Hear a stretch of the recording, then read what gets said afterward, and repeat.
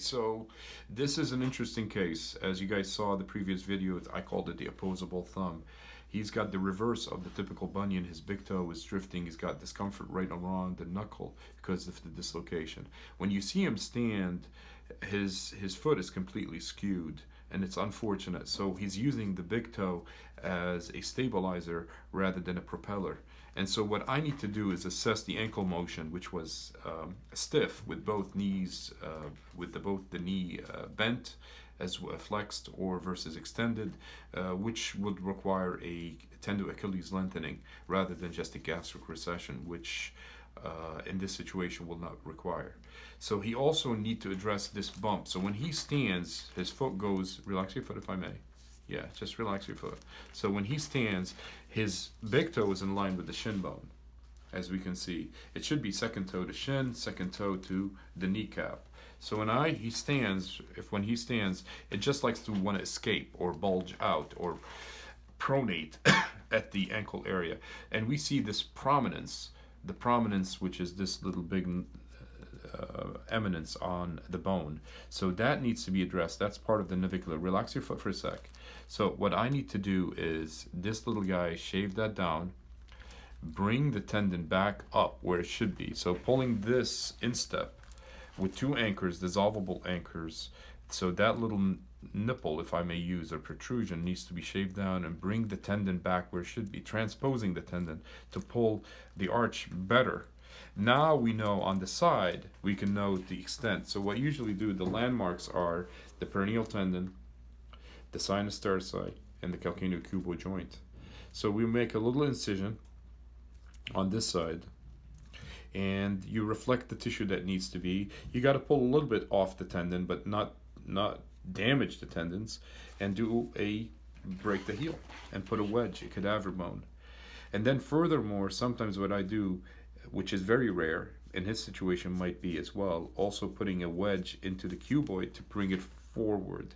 Because when you guys look at the x-rays and when you see him stand, you'll agree with what I'm talking about. Then now we got to address the forefoot. So when you look at the front of the foot, we can see the bone. The big toe is obviously drifted. But if I do this, you guys can see this bone is too close to that. And it's too long. So the knuckle, in comparison, if I may, is the bone right here versus that bone is way too long. And so what I'd like to do with this is, typically what I do is take a wedge of bone. What I usually do is pin this bone to that bone, and so it doesn't vibrate. And take a shape of a bone in a trapezoid and push the thing back and put a staple in a staple. And that should hold it well. And then I would bring a little tiny anchor to stabilize that more so and create more stability along this side. I'll lower the bone a little bit and drift it a little bit, not much though, because everything is going to be pushed in. So we can't push it too much in. So, and that's what we need to do. So this is fairly hard to correct. He is in his 30s, and it's unfortunate. You can see how pliable it is. So it wants to go that way. But we'll correct everything, but we have to address the foundation before we address this. And so that is a tutorial in regards to my colleagues that address the patient's symptom rather than the deformity as a whole. By fixing this without fixing that, it will not work. And I can assure you, because once you guys see him stand, please come on, stand for a sec. Stand normal, face her if you could. And now we can see how the big toe wants to hold onto the ground and stabilize. Now, if you can turn around, face me. We can see the heel and the curvature and the bowing. So the bowing of this Achilles, the heel rotation, the forefoot going that way. So you guys should not be seeing all these toes from the rear. It should be more in line, and this should not be rolling in. So hold on to me. Yep, lift up your foot. Lay it flat. Hold on, lift up. I'm gonna rotate your heel slightly. Yep, and so that's where, so relax your foot slightly down. That's where it should be. So heel to toe should be the second toe to shin, and that's what we're going to try to accomplish. The bones of the ankle should be in alignment, the arches should be elevated, and that's what we need to address. And also, we can then address the big toe at the same token. And so that's what we're doing. Thank you.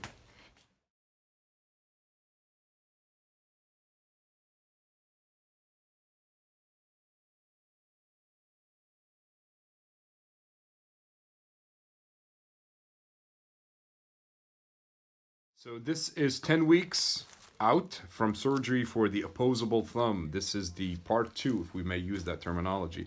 So his toe was all the way outwards. He is a twin. He's about 38 years of age. He always had the toe sticking out that way like a thumb. I told him, let's fix the whole foot rather than just the toe. Otherwise, it's just going to recur and come back. And he agreed to it, and it looks fabulous. So what we did in this situation is called a mini tightrope. It's a little tiny rope that we wrap around the bones and pull the toe where it should be. The cut is clearly right there. So we're going to push on it. It's nice where it should be. Can we see that? So we're going to try to pull them out. It's kind of doesn't want to go that way. Now, can you wiggle your toe up? Yep. Yeah, so push me down. Perfect. Look at that. Push up. Excellent. So phenomenal. Alignment is there. The toe is nice and straight, and he's ecstatic about it. So we also did this little tiny cut on the side. As you can see, he had a little scrape. I put a little tiny Band-Aid. Nonetheless, that is a bone graft with a lengthening. He did not require a rotation of the heel. He needed work in the front of the heel rather than the body of the heel, called the rear. And he also had work on this side to realign the tendon where it should be in the pull. He also had a plantar fasciotomy with a little tiny incision, which I showed you earlier, which is a small slit following the crease. I use a groove director that I borrowed from the hand surgeons for carpal tunnel and trigger fingers, and it's very, very safe. It should not take more than 5 minutes, the whole thing. And you separate and you release. And I also did work in the back of the calf. Right there is called the gastric recession. Right there. Everything looks great. So let's see the range of motion, the side to side. Can you go from here to there? Pull, keep your knees straight if you may. So look at that. That's fabulous. So that's exceeding 0 or 10 degrees. So it's more about, if I'm looking from your angle, about 20 degrees, which is fabulous. So now we're going to look from this side. Second toe is right smack where the kneecap is. The second toe down to the heel. The arches are lifted. The foot is nice and straight. Let's look from this side. And so that's 10 weeks. 10 weeks out. That's very, very good. Everything looks fabulous. He's moving it without any problems. The range of motion is phenomenal. With the knee extended. So if you can bend your knee. And that's furthermore. And that's slight bent. Excellent. That's good. So we'll stop it for now. Okay, so this is 10 weeks out. This is the first time he put weight on it. Is that true? Yes, it is. So try to put all your weight on it. I know you feel kind of, yeah, it's different. Yeah, but otherwise it's not bad. Otherwise it's fabulous. It's aligned. That's basically it. We'll keep you posted, guys. Thank you. So gastric recession, what it involves is separating the soleus muscle from the gastrocnemius, and allows more range of motion at the ankle joint. So what we're going to do is right now, this is the incision. It's very, very small. If you can zoom in, please. So we're going to try to remove some of these stitches. Some of these stitches are called a simple stitch, such as this one, like tying your shoelace. And this one is called an inverted stitch. It everts the skin.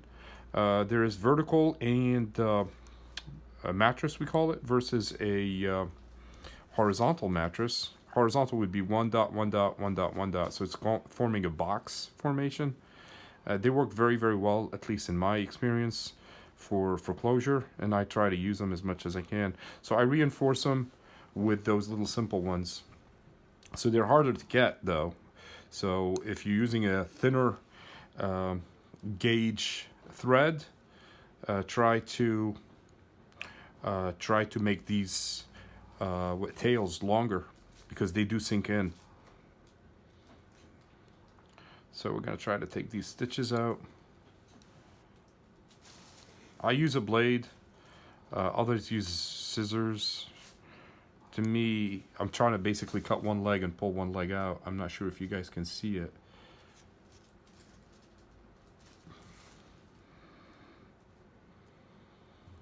So that's a gastric recession. Now on this side, this is the way I do my plantar fasciotomies. So if you want to come that way. So there's 1, 2, 3 stitches. That's all it is. That's my plantar fasciotomy. I usually follow the crease the natural crease that the patient has. And I never cut on the bottom because the bottom should not bear any cuts. Otherwise it scars and creates more problems. And that's it.